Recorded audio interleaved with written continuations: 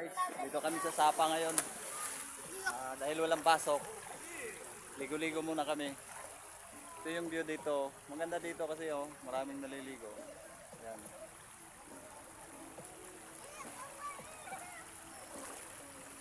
Malinis yung tubig. Mga tao dito naglalaba, naliligo. Yan sila Linis, tingnan nyo.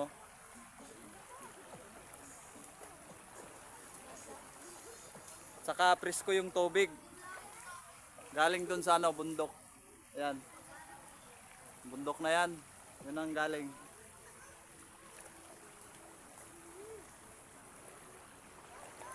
Saka malalim.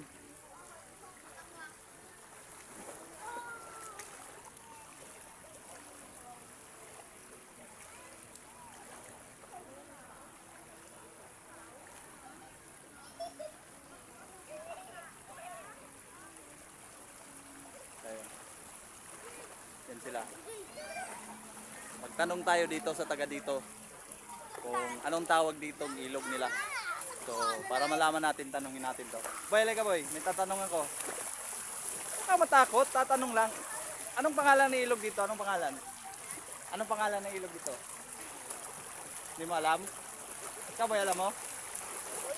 Ha? Hindi mo alam? Sabi, nahihiya siguro. Ate, pwede magtanong? Anong pangalan ng ilog dito? Pre, anong pangalan ng ilog dito, pre? Ha? Unidos River, parang ganun. Unidos River daw, mga idol. Yeah. Maganda kasi yung tubig napakalinis. Natures talaga. Galing pa doon, sa bundok.